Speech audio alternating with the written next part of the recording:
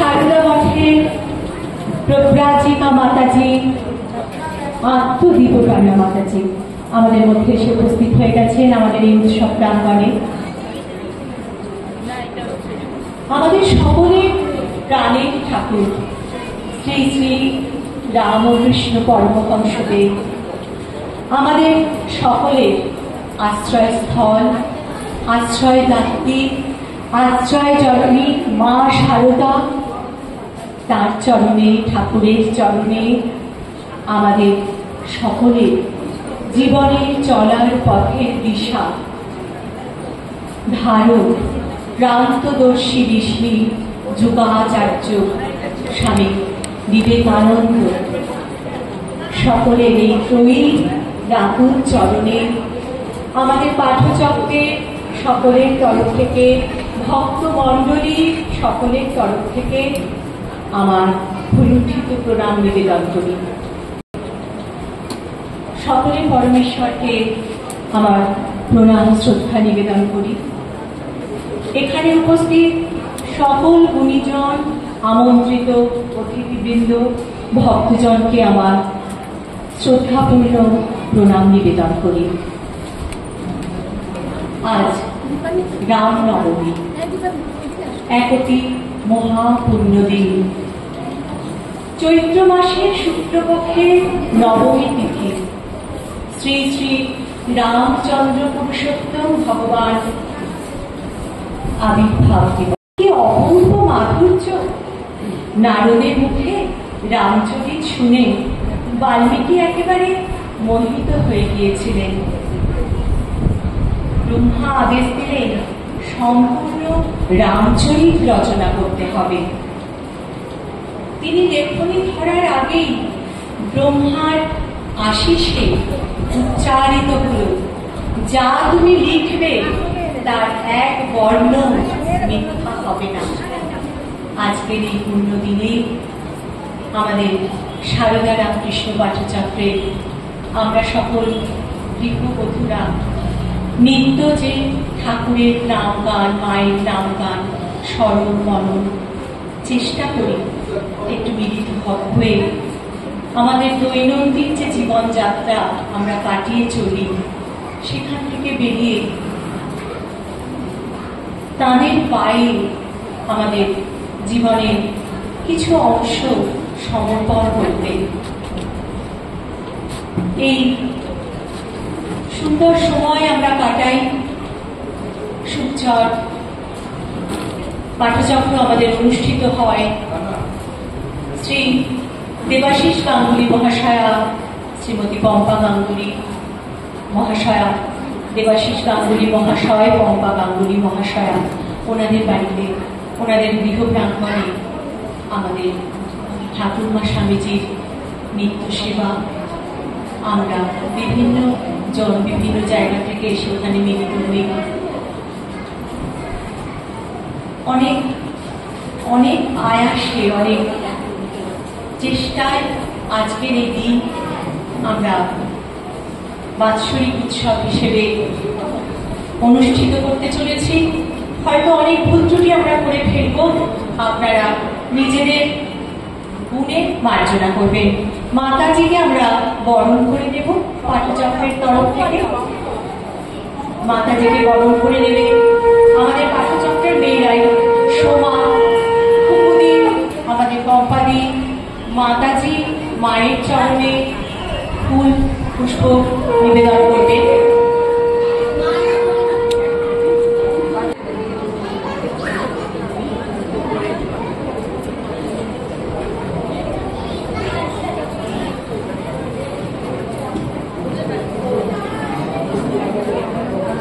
মাতাজি আমাকে অনুমতি দিলেন অনুষ্ঠান এগিয়ে নিয়ে যাওয়ার জন্য। আমরা তাহলে মাতাজির বরণটা একটু পরে করছি। এখন পাঠচক্রের মেয়েরা সমবেত সঙ্গীত পরিবেশন করবে।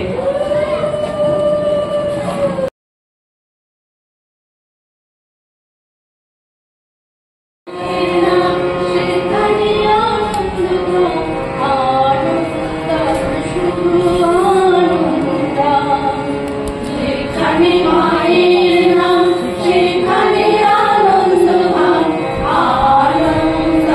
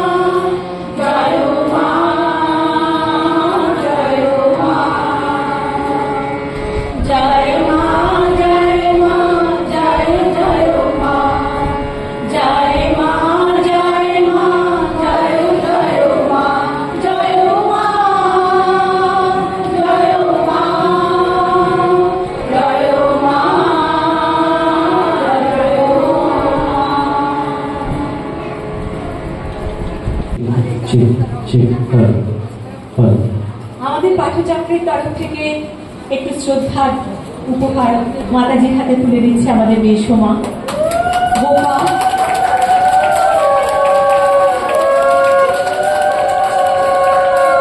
কোম্পানি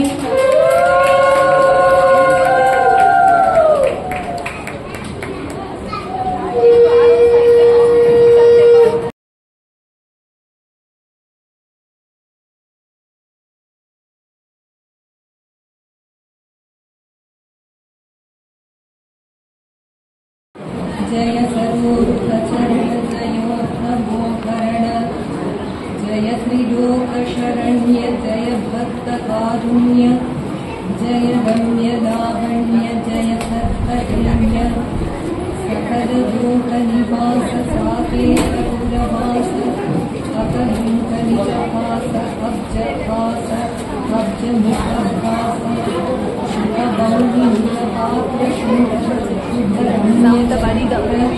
मकरकुण्डलपत्रमहनीयगात्र कमनीयकण्ठीर कौस्तुभलङ्कार कमलाक्षरभिवीर कलुषसंहार। भक्त कवि रचना এই গানটি। আজকে খুব শুভ দিন, রামনবমী। জীবনে সবসময় অনেক যেটা আমরা আশা করি না সেটা হয়ে যায়। যেমন আপনারা আশা নিয়েছিলেন আমাদের কারেন্টেও মহারাজ আসবেন বলে, কিন্তু কাজী ওরাম আমি বুঝতে পারিনি যে আজকে আমি আসবো। আরেকজনের আসার কথা ছিল, ওনার অন্য কাজ পড়ে গেছে, তো আমি এসে গেছি। তো শ্রী প্রভুর নাম করতে পারাটা এটা আশীর্বাদ। তার এইরকম শুভ দিন বারবার আসে আমাদের জীবনে। বলতে গেলে আমাদের তো অনেক অনুষ্ঠান, বিশেষ দিনে শেষ নেই, প্রত্যেক মাসেই একটা না একটা কিছু অনুষ্ঠান থাকে। তো এইরকম সেই বিশেষ দিনের মধ্যে কিছু কিছুটা আরো স্পেশাল, যে আরো শুভ দিন আর কি, বিশেষভাবে শুভ দিন। সেইটা হচ্ছে এরম রামনবমী, কৃষ্ণ জন্মাষ্টমী, তারপরে শিবরাত্রি, তারপরে ধরুন দুর্গা পূজা, যে নবরাত্রি, এরকম। তো রামকৃষ্ণ ভাব দ্বারাই আমরা যুক্ত। আমরা বিশ্বাস করি ঠাকুরের কথায় যে রাম, যে কৃষ্ণ, সেই জ্ঞানী রামকৃষ্ণ।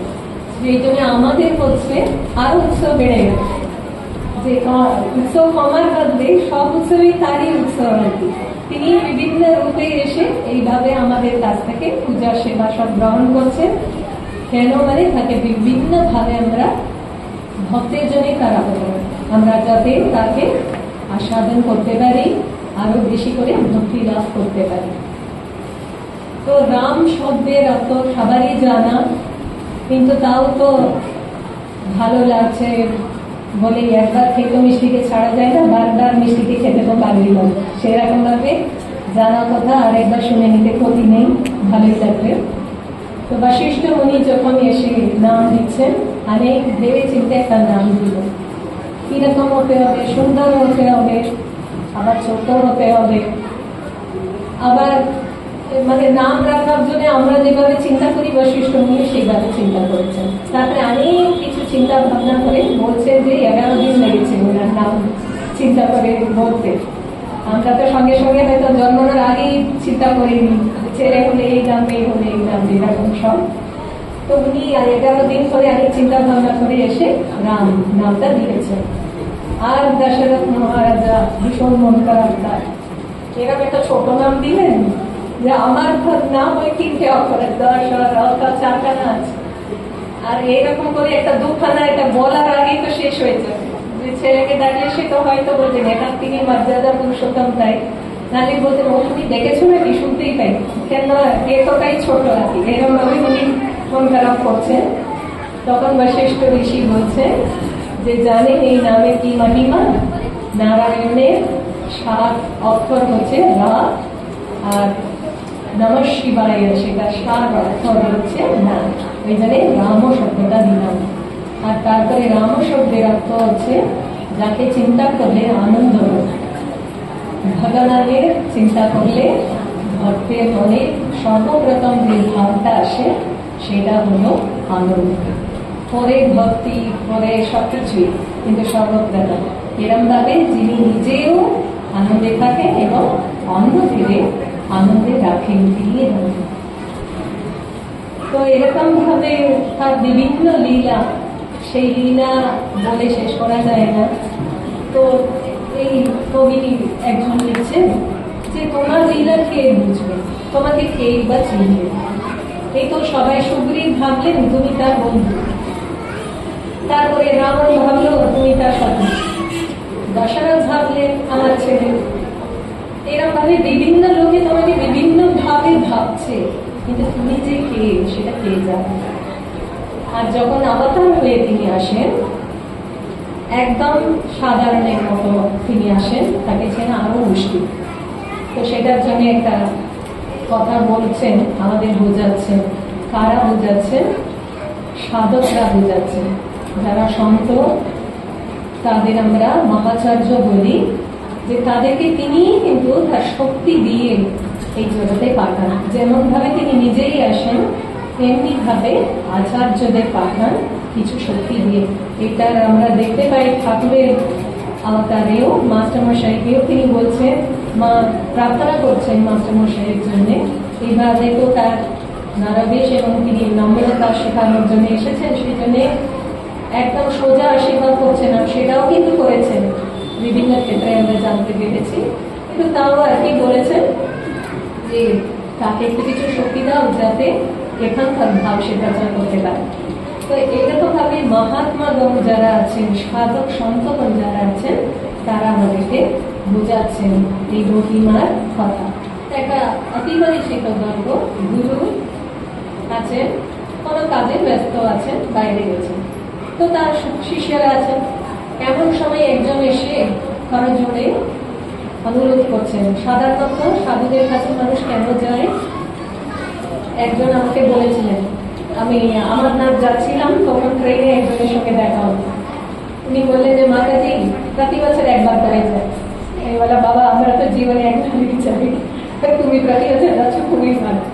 তো বললেন, না আমি পাপ টাপ করি, তো ওই জন্য গিয়ে একবার একটু দর্শন করে আসি যাতে পাপ টাপ চলে যায়। তো বলি এরকম ভাবে সাধুদের কাছে সাধারণত মানুষ আসে, পাপ টাপ একটু করে গেছে, কি করা যায় একটু কিছু বলে দিন।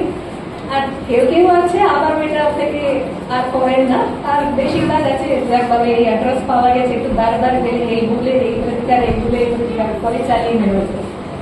তো এরকম ভাবে একজন এসেছেন আর গুরুর খোঁজ করছে। তো শিষ্য বলছেন, না এখনই নেই, উনি একটু ব্যস্ত আছেন, বাইরে গেছে। তো যাই যিনি এসেছেন বলছেন, আপনি তো এত বছর ধরে ওনার কাছে আছেন, তো একটু কিছু তো আপনি তো জানবেন, আপনি একটু বলে দিন কেন। তো শিষ্য মানে আমার মতো অবস্থা, ঠিক আছে একটু ম্যানেজ করে নেওয়া যায় এরকম ভাবে, বলছে বলুন কি সমস্যা। তো ও বললো, দেখুন না এরকম ভাবে একটা কিছু ভুল হয়ে গেছে, তো কি করার, খারাপ হয়ে গেছে, তো কি করার। তো তখন কি বললেন, দেখো ভাই আমি তো আমার গুরুর কাছে শুনেছি রাম নামের অনেক মহিমা আছে, ওই জন্য তুমি 3 বার রাম নাম বলে দাও, তোমার পাপ সব চলে। তা সে কিন্তু রাম রাম রাম করে চলে। তারপরে গুরু এলেন, তো শিষ্য তো রিপোর্ট অফ দ্য ডে দিতে গেছে, বললো যে এরম ভাবে এই বলো। তখন নাকি গুরু খুব মানে দুঃখ পেলেন, আমি তোমায় ঠিক শিক্ষাটা দিতে পারলাম না। কেন? মানে ভগবানের নাম একবার করলেই যথেষ্ট, তুমি 3 বার তাকে করতে বললে। এই বিশ্বাস যেটা আছে, একে মহাবিশ্বাস বলে আচার্যগণ বলেছেন, যে ঈশ্বরের উপরে এমন বিশ্বাস থাকতে হবে যে তিনি কিন্তু আমাকে রক্ষা করবেনই, আমার কোনো চিন্তা নেই। কিন্তু এই বিশ্বাসটা সঙ্গে সঙ্গে আসে না। বিশ্বাস যদি এসে যায় সবই করি, কিন্তু বিশ্বাস তো আসে না, তাড়াতাড়ি আসে না। তার জন্য অনেক ঘটনায় আছে, কথা বলতে ঠাকুর বলেছেন, বিভীষণ কোন লোকের খুবই এমার্জেন্সি, চলেই যেতে হবে, কোথায় ইন্ডিয়াতে আসতে হবে, কি ব্যাপার, বলছেন নৌকাটা কিছু পাচ্ছে না, জাহাজ পাচ্ছে না। তো উনি কি একটা কিছু বেঁধে দিয়েছে কাপড়ের পুঁতিতে, সব জানা তারপরে আমার, আর বলেছেন এইটা নিলে তুমি সমুদ্রের জলের পর কেটে চলে যেতে পারো। তো উনি গড়বড় করে অনেক দূর এসেও গেছেন। তারপরে হঠাৎ তার মনে হলো, এমন কি দিয়েছে বাবা যে জলের উপরে হেঁটে যাচ্ছে। তারপরে খুলে দেখলেন শুধু রাম লেখা ছিল, এইটুকুই ডুবে। এই যে বিশ্বাস যেটা, সেটা সহজে আসে। কি করে আসে? অভিজ্ঞতায় আসে। যখন মানুষ বুঝতে পারে যে যত চেষ্টা করলে কিন্তু হচ্ছে না, আমার দ্বারা হচ্ছে না, কোনো পরিস্থিতি দিয়েই কিন্তু সামলানো যাচ্ছে না, তবে গিয়ে কিন্তু সে সেই ভগবানের স্মরণ দেওয়ার চিন্তা করে। তো এই যে এই গল্প, অতি সুন্দর গল্প একটা আছে, কাকভূষণীর গল্প। মহাপণ্ডিত ছিলেন, বারবার বলতে গেলে ঠাকুর একটা কথা বলেছেন, অহংকারকে আগে ছাড়তে হবে। ভক্ত যদি হতে হয় এই অহংকার থাকলে হয়, আর যদি থাকতে হয় সেটা উনি বলে দিয়েছেন, থাক সে দাস হয়ে, সেই কথাটাও বলেছেন। যাই হোক, এই মহাপণ্ডিত, মহাজ্ঞানী, মহাশিবভক্ত, কিন্তু তেমনি তার সঙ্গে মহা অহংকার, আমার মতো আর কে আছে। এটা সহজে আমরা দেখতে পাই যে আমি একটা কিছু করলে সবাইকে জানিয়ে তবে কিন্তু আমি করি, চুপচাপ করাটা একটু কমই থাকে। সেটাও ভালো দিক একদিকে, ভগবান করুণাময় সব দিকেই তার চলে, অন্তত ওইরকম করেও আমায় ডাকো যেটা তিনি বলে, সেই পথেও নম্রতা আসি, তিনি সেইটা দেখেও নেবেন, যাতে তার ভক্তের অহংকার যায়, তার ব্যবস্থা তিনি করবেন। কিন্তু তার আগের গল্প, শিবভক্ত শিব মন্দিরে বসে আছে, তার গুরুদেব এসেছে। আচার্য যদি শিক্ষা না দেন তাহলে কি শিক্ষা আসে? আসে না।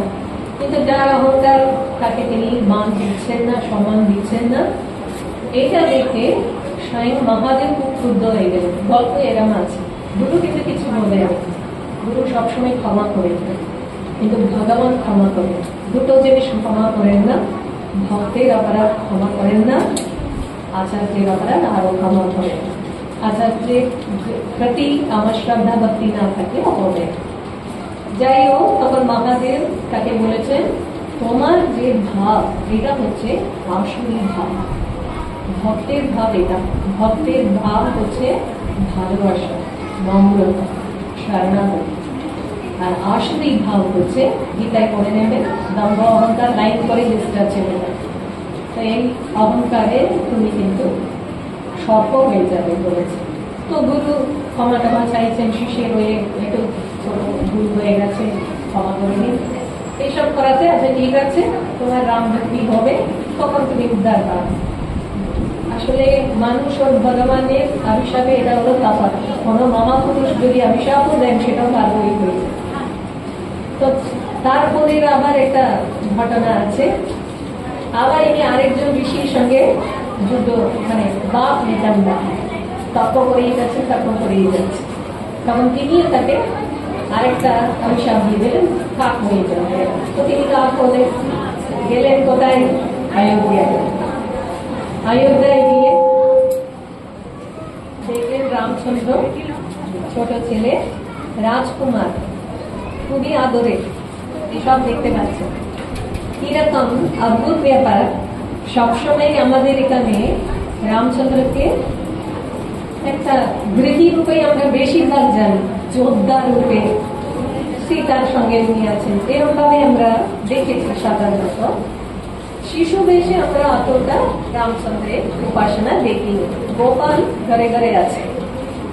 ঠাকুর আমার হতে থেকে রামলালারই বেশি উপাসনা করেন। এইদিকে কিন্তু গোপী বেশে রাজা রানী ভাবে তিনি মধুর ভাবে সাধনা করলেন, আর এইদিকে কিন্তু রামলালাকে সিলেক্ট করে নিয়েছে।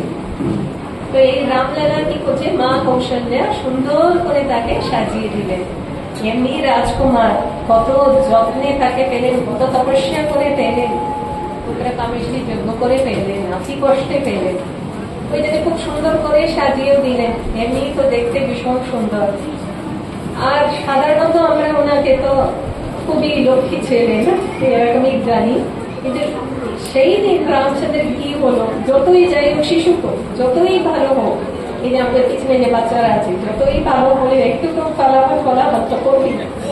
সেরকম ভাবে উনিও সেদিন ঠিক করলেন না, এমনি এমনি প্রত্যেক দিন এমনি চলছে, সেরকম হলে হবে না, একটা কিছু দুষ্টুমি করতেই। তো বাচ্চাদের অতি প্রিয় দুষ্টুমি হচ্ছে মা যখন খেতে ডাকবে কিছুতেই খেতে না আসে। সেটা হলো জানে যে মাকে যদি সব থেকে বেশি বিরক্ত করতে হয় তাহলে ওইটাই ঠিক টাইম। এখন আবার আমরা টাইম আমরা বলতে পারি যখন মোবাইল দেখবো তখন এসে জ্বালাতন করবে, তখন ওরাও মোবাইল দিয়ে বসিয়ে দেবে। এটা আমি এমনি মজার জন্যই বললাম, মানে ঠিক ঠিক যদি হয় কোনো মা দেবেন না থাকে। যাই হোক, মা কৌশল্যা তাকে অনেকবার করে ডাকছেন, আর সে শুনছে, এখানে ছুটছে ওখানে ছুটছে, আর প্রাসাদ এইটুকু ছোট বাড়ি তো নেই, তারা তো প্রাসাদে থাকতে, তো চতুর্দিকে যাচ্ছে। তারপরে এমনি কি এইসব কাম বসে কিন্তু এরকম জানলাই আমরা করে নেব, এরকম ভাবে একটা কোণেতে দাঁড়িয়ে দেখছে। তারপরে মা কি করলেন, আনতে বলে একটা কিছু দিতে হয়, চলে আসবে বাচ্চারা, তো তিনি একটা মাল প্রবাদ করেছে। সেই মালপোয়াটা বড় আকার, রাজপ্রাসাদের মালপোয়া, সেই বড় মালপোয়াটাকে হাতে নিয়ে তাকে ডাকছে, এসো। তাও কিন্তু রামলালা রাখছেন, সেটাকে খাবেন। তখন মা অনেক রকম করে বলছে, দেখো বাবা, এরকম দুষ্টুমি করলে কি হয়? ভালো ছেলেরা কিন্তু দুষ্টুমি করে না। মা বাবা যা বলছেন, গুরুজন যা বলছেন সবকিছু শোনে, চলে এসো। কিন্তু হচ্ছে, কাজ হচ্ছে। তারপরে আবার উনি বলছেন, দেখো গৃহ দেবতার পুজো আছে, তুমি যদি এরকম দেরি করে করো, এরকম করো, সময় না খেতে দিলে তো হবে না, দেবতার পূজা করতে হবে, সেটা দেরি হয়ে যাবে, চলবে। তাও আসছেন না। তারপরে শেষমেশ কি করলেন? বলছেন, ঠিক আছে, না আমি তোমার সঙ্গে কথা বলবো, তুমি যখন ঘুমাবে তখন তোমাকে গানও শোনাবে। এবার এইটা শুনে উনি নাকি সঙ্গে সঙ্গে চলে এসছেন। দেখুন, ভগবান তার স্তুতি শুনতে ভালোবাসে, ওই জন্য ভক্ত সবসময় তাকে যদি ডাকে, তার ভজন কীর্তন স্তুতি করে, তাহলে সঙ্গে সঙ্গে তিনি কাছে চলে আসেন। তো এরকম ভাবে একটা সুন্দর গল্প আছে। তো তারপরে উনি এলেন, এবার মালপোয়াটা তো হাতে নিয়েছেন, কোনেতে তো কাকভূষণী। এবার কাকভূষণী কাকের কাজ কি? যেটা উনি খাবেন, যেটা পরে টরে থাকবে, সেটা এসে সেও টুকরে নেবে। তো সেই জন্যে রামচন্দ্র ওরা বলছেন যে হাত বাড়িয়ে কাকভূষণীকে বলেছেন দিয়ে খেয়ে। তো যেই দিয়েছেন, তো সাধারণ কাক বলে একটু সন্দেহ করতো, এটা তো আমাদের ঋষি কাক, তার উপরে আবতারকে দেখার জন্যই এসেছে। আর এটা কেন উনি, এই গল্পটা উনি কিন্তু সঙ্গে সঙ্গে বলেনি, অনেক পরে বলছেন। কাকে বলছেন? গরুড়কে বলছেন। গরুড় নাকি বলেছেন যে নাগ পাশ যখন রাবণের সঙ্গে যুদ্ধ হচ্ছে, নাগ পাশ ছেড়ে দিয়েছেন মেঘনাথ, সেটাতে রাম লক্ষ্মণ মূর্ছিত হয়ে পড়ে গেছে। তো তখন মহাবীরজি সবাই মিলে গরুড়কে ডাকলেন, উনি আসাতে ওই নাগ চলে যাচ্ছে। আর তখন গরুড় নাকি ডেকে ডেকে এসে বলছেন, কি বাবা, আমি তো জানি নারায়ণের অবতার করছেন শ্রী রামচন্দ্র, ওনাকে আমি পিঠে নিয়ে কত জায়গায় গেছি, কত যুদ্ধ আমি করেছি, কত লোককে তার সৌর্য বীর্য সব দেখেছি। এখন উনি এরকম ভাবে শুয়ে আছেন একটা অসহায় মানুষের মতো, এটা আমি বিশ্বাস করতে পারছি না। অবতার যে এসেছেন রাম রূপে, আমি মানতে পারছি। তো তখন নাকি কাকভূষণী এই গল্পটা বলেছেন, আমিও কিন্তু, আমারও কিন্তু এই একই দশা হয়েছিল। আমি ওই মালপোয়াটাকে খাওয়ার জন্য গেছিলাম, ভাবলাম ছোট ছেলে কি আছে, এরকম অন্য চারটে ঘরে যেমন আছে বাড়িতে ছেলে মেয়েরা, তেমনি এরও তো আছে বলে মালপোয়া খেতে গেছি। উনি মালপোয়ার হাতটা নিজের কাছে নিয়ে নিয়েছেন, তখন আমিও একটু পিছিয়ে গেলাম। তারপরে আবার উনি মালপোয়া হাতটা বাড়ালেন, তখন আমি আবার গেলাম ওকে খেতে, আবার উনি মালপোয়া নিয়ে নিয়েছে। এরকম 2-3 বার হয়েছে। তারপরে উনি কাকভূষণী বলছেন যে দেখেছ, যতই ভগবান ঠাকুর যাই থাকুক, আমাকে ধরতে পারছে। যেই এই অহংকারটা আপনার মনের মধ্যে এসেছে, সেই উনি বলছেন রামচন্দ্রের ছোট হাত তাকে ধরতে তার পিছনে তিনি বাড়ালেন, এবং কাকভূষণী যেখানেই উড়ে গেলেন। আমরা আমাদের পুরাণে তো অনেক লোকের বর্ণনা আছে, সে কত কত লোক আছে, 14 আছে, নিচে 7টা, উপরে 7টা, আরো কোথায় কোথায় আছে, সমস্ত জায়গায় উনি উড়ে যাচ্ছেন, সর্বত্র দেখছেন সেই হাতটা ওনার পিছনে। শেষমেশ উনি ব্রহ্মলোক পর্যন্ত গেলেন, সেখানেও কিন্তু সেই হাতটা তার পিছনে পিছনে আসছে। এর আসলে এর মূল এটা যে ভগবানের গতি সর্বত্র, তিনি হচ্ছেন সর্বসাক্ষী, সর্বক্ষণ আমাদের দেখছেন। যে হাত কাকভূষণী বুঝতে পারেনি, সেই হাতটা তাকে রক্ষা করার জন্যই আসছে। তার হাত থেকে কিন্তু আমরা চলে যেতে পারি না, কেননা আমরা তার সন্তান। বাকি সমস্ত তার ঐশ্বর্য, ষড়ৈশ্বর্যময় তিনি, কিন্তু সেই ঐশ্বর্য সবসময় তিনি সরিয়ে রেখে আমাদের কাছে যখন আসেন, আমার পরম সুহৃদ রূপেই আসে। তিনি আমার পিতা, মাতা, বন্ধু, সখা, আরো যেটা যেটা আছে, যেটা যেটা নেই, সুহৃদ সবকিছু। এইটা যখন তিনি বুঝলেন, তখন তিনি তার মুখে আবার শ্রীকৃষ্ণের মুখে যেমন মা যশোদা দেখেছিলেন, সেরকম ভাবে বিশ্বরূপ দেখেছিলেন। এই সমস্ত পুরাণে আছে। এবং তিনি এই কথাটা বলেছেন, অবিশ্বাস করব না। যখন তিনি নররূপে আসেন মানুষের মতোই আচরণ করেন, কিন্তু যখন আমরা তাকে ধরতে যাই তখন তলিয়ে যায়, তার অন্ত খুঁজে পাই না। এই কথাটা তিনি বলছেন। আর রামচন্দ্রকে আমরা বলি মর্যাদা পুরুষোত্তম। কেন সেই কথাটা বলি? পিতৃবাক্য পরিপালন করবেন বলে 14 বছর তিনি বনবাস স্বীকার করলেন। জীবনে যত বিরূপ পরিস্থিতি আসে আমাদের মধ্যে সর্বপ্রথম যে ভাব ওঠে সেটা হচ্ছে বিরক্তি, গ্রাম্বলিং। আমার কপালে কেন এটা হলো, আমার কপালে কেন মাইকটা বারবার আওয়াজ করছে।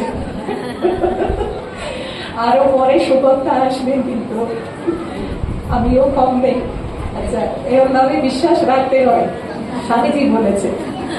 আচ্ছা, তো যাই হোক, তো এই যে ভাব যেটা আছে, বিরক্তি নেই, কোথাও বিখ্যাত নেই, কোথাও ষড়যন্ত্র নেই, সবকিছুই খুব সহজ ভাবে বলেছেন। যে যখন এই কথাগুলো তাকে বলা হলো তুমি বনবাসে যাবে, বলছেন যে তার যে মুখপদ্ম, শ্রী রামচন্দ্রকে মুখপদ্ম বলছেন, সেটা মলিনী নাকি কোনো নয়।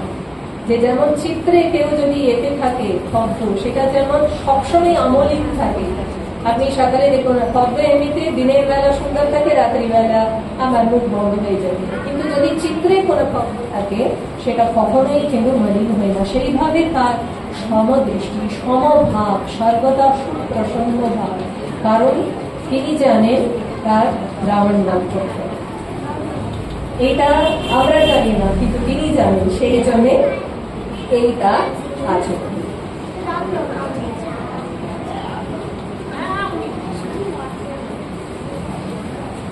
রামায়ণকে শরণাগতি গ্রন্থ বলা হয়। প্রত্যেকটা কাণ্ডে এখানে শরণাগতি সর্বোচ্চ তত্ত্ব বলা হয়েছে। সর্বপ্রথমেই কিন্তু আদি কাণ্ড যেখানে বলা হয়, সেখানে দেবতারা এসে তার কাছে প্রার্থনা করছেন, সেই মহাবিষ্ণুর কাছে। ব্রহ্মাকেও তারা বলেছেন প্রথমে যে রাবণের এটা আমরা সহ্য করতে পারছি না, ভীষণ কষ্ট হচ্ছে, আপনি আমাদের উদ্ধার করুন। তো তিনি তাদের জিজ্ঞেস করলেন, বলো কিভাবে তোমাদের উদ্ধার করবো? তখন তারা অনুরোধ করছেন, আপনি নররূপে আসুন। কেননা অহংকারী রাবণ শুধুমাত্র দুটো প্রাণী, আমাদেরও প্রাণী ভেবেছে সে, মানুষ এবং মানব, এই দুজনকে সে মর্যাদা দেয়নি। সেই জন্য আপনি সেই দেশে গিয়ে তাদের বিনাশ করুন। তারপরে যখন তিনি অযোধ্যা কাণ্ডে আমরা দেখছি, ভরত এসে তার কাছে আশ্রয় প্রার্থনা করছেন, বলছেন যে আমি সবকিছুই কিন্তু ছেড়ে দেব। এমনকি কাইকে এসে বলছেন যে আমি যা বলেছি সবকিছু আমি নিয়ে নিচ্ছি, আপনি থাকুন। কিন্তু তিনি তাতে রাজি হননি। তাকে বলেছেন যে আমার হয়ে তুমি রাজ্য শাসন করো, এটাই হচ্ছে আমাদের প্রতি তার আদেশ। কিংবা আমরা যেখানেই থাকি, যে কোনো কাজ করতে পারি, কিন্তু তার হয়ে করতে শিখতে হবে। আসল প্রভু তিনি, আমি যদি তার আশ্রিত হয়ে যদি কাজ করি তাহলে আমার কোনো ভয় নেই, তিনি রক্ষা করবেন। তারপরে আরণ্য কাণ্ডে ঋষিরা তাকে এসে অনুরোধ করছেন, শরণ নিয়েছেন যে রাবণ এবং অন্যান্য রাক্ষসদের অত্যাচারে আমরা ভীষণ কষ্ট পাচ্ছি। এবং ওরা 3টে জায়গা বলছেন, পম্পা সরোবর এবং মন্দাকিনী তট এবং চিত্রকূট। এই 3টে জায়গায় অসুরদের খুবই বেশি অত্যাচার হচ্ছে এবং তারা সেই স্তূপ দেখাচ্ছে যে হাড় চিবিয়ে চিবিয়ে তারা নরক ঘাতক ছিল, অসুরেরা খেয়ে খেয়ে ফেলে দিয়েছে। এবং সবজনকে কিন্তু প্রথমেই এসে ওরা অ্যাটাক করে। বাকি কেন সাধু মানুষের এত অত্যাচার হচ্ছে, আপনি আমাদের রক্ষা করুন বলাতে শ্রী রামচন্দ্র তাদের আশীর্বাদ দিয়েছিলেন, অভয় দিয়েছিলেন। কিষ্কিন্ধা কাণ্ডে আমরা দেখতে পাই সুগ্রীব এসে তার শরণ নিচ্ছেন এবং শ্রী রামচন্দ্র বলছেন তোমার কৃত স্ত্রী এবং কৃত রাজ্য দুটোই আমি ফেরত দেব। এবং যুদ্ধকাণ্ডে আমরা দেখছি বিভীষণের শরণাগতি এবং আচার্যরা বলেছেন এইটা হচ্ছে রামায়ণ যদি বেদ তুল্য হয় তাহলে বিভীষণের শরণাগতি হচ্ছে উপনিষদ। যেমন বেদের শেষ হচ্ছে অন্তর্ভাগে যেটা আছে সার হচ্ছে উপনিষদ, তেমনি বিভীষণ যখন এসেছিলেন শরণাগত হয়ে সেইটা হচ্ছে তার সার। কেন তিনি বলেছেন উনি সব থেকে বড় কথা শ্রী রামচন্দ্রের মুখ থেকে আদায় করে নিলেন, বলেন যদি কেউ আমার শরণাগত বলে আমার কাছে এসে বলে কারো জোরে তাহলে কিন্তু আমি তাকে রক্ষা করবই। এই অভয়টা শ্রী রামচন্দ্র আমাদের সকালের জন্য দিয়েছিলেন। এবং এর থেকে বড় কথা তারা বলেছেন মা সীতার কথা। সাধারণত সীতার কথা আমরা অতটা জানি না, জানি শুধুমাত্র তাকে ধরে নিয়ে চলে যাওয়া হয়েছে আর উনি শুধু কষ্ট করেই গেলেন, কিন্তু এখানে তাকে মুক্তিদাত্রী রূপে বলা হয়েছে। যখন ত্রিজটা ছিলেন উনি রাবণ সমস্ত রাক্ষসীদের চারিদিকে ঘিরিয়ে রেখেছিলেন সীতার, যে ওকে তোমরা দিনরাত কিন্তু কষ্ট দেবে, তোমাদের কাজ হচ্ছে দিনরাত তাকে কষ্ট দেওয়া এবং আমাকে যাতে রামকে যাতে সে ভুলে যায় তার ব্যবস্থা করা। তো ওরা দিনরাত অনেক রকমই সীতাকে অনেক রকম কথা শুনিয়েছে এবং অত্যাচার করেছে। আর ত্রিজটা যখন শেষে বলছেন যে তোমরা বুঝতে পারছো না এখানে যিনি আছেন তিনি কিন্তু বালকের ন্যায়, সেই জন্য সাবধান, তিনি সাবধান করে দিচ্ছেন। তখনও কিন্তু তাদের এত যায়নি, কিন্তু শেষে যখন রাবণ বিনাশ হলেন তখন ত্রিজটা বলছেন অন্তত এইবার তোমরা তাকে কাছে ক্ষমা চাও করার জন্য এরম বলাতে। তখন তিনি বলছেন যে তোমাদের আমি অভয় দিলাম। এত যে ওরা কষ্ট দিয়েছিল এক মুহূর্তে তিনি ক্ষমা করে দিয়েছিলেন। সেই জন্য এই যে করুণার ভাব যেটা সেইটা ওরা আচার্যরা প্রমাণ করছেন যে ভগবান করুণাময়, তেমনি তার শক্তি যিনি ভগবতী তিনি আরো করুণাময়। শ্রী রামচন্দ্রের কাছে যেতে গেলে গিয়ে একটু করজোড়ে বলতে হতো, কিন্তু এই রাক্ষসীরা যারা মা সীতার সামনে শুধু হাত জোড় করে কথাও বলতে পারেনি যে মা আমাদের ভুল হয়ে গেছে, এরকম ভাবে ওদের কথাবার্তাও আসেনি, গলা দিয়ে বেরোয়নি, কিন্তু তাদের দশা দেখেই তিনি কৃপা করেছেন। মানে এত ওনার বেশি কৃপা, এইটা কিন্তু শাস্ত্র আমাদেরকে বলেছে। তো আমি একজন সন্তের জীবনের একটা ঘটনা বলে শেষ করব। এই সন্ত ছিলেন মন্ত্রী, উনি মুসলিম রাজার কাছে মন্ত্রী ছিলেন। রাজা তাকে বাদশাহ খুবই স্নেহ করতেন, কেননা অত্যন্ত দক্ষ ছিলেন আর খুব পছন্দেরও ছিল। তো উনি ওনার কাজ ছিল আরেকটা বলতে গেলে এই ইনকাম ট্যাক্স অফিসারের মতো গিয়ে গিয়ে ওনাকে টাকা সবার কাছ থেকে নিয়ে আসতে হতো। তো তিনি যখন এরকম ভাবে দেশের বিভিন্ন প্রান্তে গেছেন আর সেই জায়গাতে একটা জায়গায় উনি দেখতে পান একটা রাম মন্দির পুরো ভেঙে গেছে, অনেক দিন হয়ে গেছে, পুরানো কত কত মন্দির আছে সেই জায়গাতে ভাঙা একটা মন্দির। তো সেইটা দেখে ওনার খুব খারাপ লেগেছে। উনি বললেন যে একটা কিছু তো করতে হবে এখানে। তো পূজারীদের সঙ্গে কথাবার্তা হচ্ছে, তো ওরা সবাই বলেছেন যে কি আর করবো বলুন না, তো একটু দুর্গম জায়গা, একটু পাহাড়ের উপরে অনেকটা দুর্গম জায়গা, ওই জন্য বেশি কেউ আসে না আর কেউ করতে পারেনি এরকম হয়ে গেছে। তো উনি ঠিক করলেন ঠিক আছে, উনি খুব রাম ভক্ত ছিলেন, তো আমি এই মন্দিরটা ঠিকঠাক করবো। তো উনি টাকা পয়সা, এখন মন্দির একটা ঠিকঠাক করা মানে অনেকটা টাকা দেয়, তো এতটা টাকা ওনার কাছে সঙ্গে সঙ্গে ছিল। তো উনি অনেকটাই করে দিলেন, নিজের টাকায় অনেকটা দিয়েছেন। আর কিছুটা কি করলেন, ওই যেটা যেটা নেওয়া হয়েছিল তার থেকে একটু দিয়ে উনি ঠিক করলেন যে ফিরে যাবেন, ফিরে গিয়ে ওনার নিজের এর থেকে দিয়ে দেবেন। এইবার যে কোনো ভালো মানুষ যেই থাকছে তার শত্রু সঙ্গে সঙ্গেই জন্মে যাবে।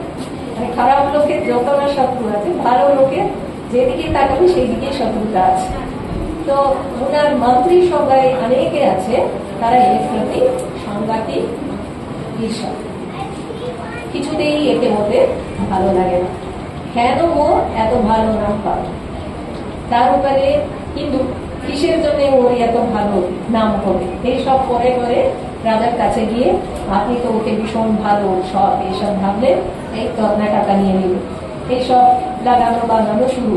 তখনকার দিন তো নেই যে মোবাইল নেই যে ফোন করে হোয়াট হ্যাপেন বলে জিজ্ঞেস করবে, উনি সঙ্গে সঙ্গে বলবেন না আমি বাড়ি গিয়ে টাকাটা দিয়ে দিচ্ছি, সেটা তো আর বলতে পারেননি। তো উনি আস্তে আস্তে এইদিকে সবাই মিলে বললো টাকা গেল ওইটা গেল, তো যেই এলেন সেই জিজ্ঞেস করলেন টাকা কোথায়। উনি বলছেন যে এইরকম খরচ আর বেশিও নেই, কিসের জন্য খরচ করছি সেটাও বলতে দেয়নি, ওকে নিয়ে গিয়ে কারাগারে তুলে দাও বলে দিয়েছে। তো কারাগারে এসে তাকে ফেলে দিয়েছে। এইবার ভক্ত তো একদিন দুদিন অপেক্ষা করবেন না, ঠিক রাজা বুঝবেন, এতদিন ধরেই তো ওনার সঙ্গে এত বছর ধরে কাজ করছি, একটু তো বুঝবেন, এসব ভাবছেন কোথাও কিছু নেই। আর সমস্ত রাগটা গিয়ে পড়লো রামচন্দ্রের উপর, যত রাগ আছে।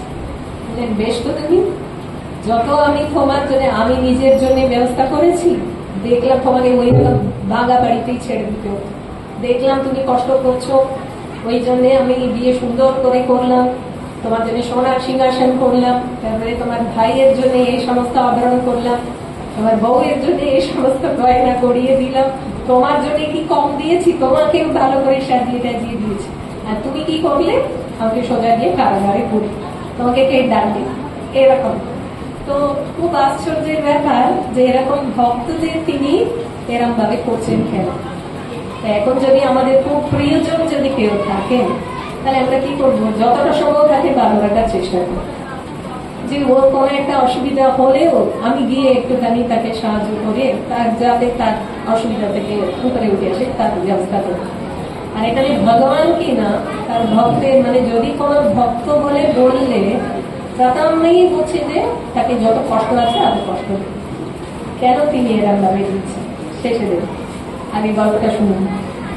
তারপরে বাদশাহ আরো রাগ কমছে না, দিনের পর দিন তিনি অনেক অনেক গান রচনা করছেন। আস্তে আস্তে তিনি বলছেন, বিভিন্ন প্রার্থনা করছেন, যে নিজেকে সান্ত্বনা দিচ্ছেন, মন তুমি কিন্তু ভয় পেও, কেননা আমার তোমার পাশে যিনি আছেন তিনি সর্বশক্তিমান। তিনি যখন মৎস্য অবতারে এসেছিলেন তখন তিনি অসুর বধ করে বেদ ধারণ করলেন।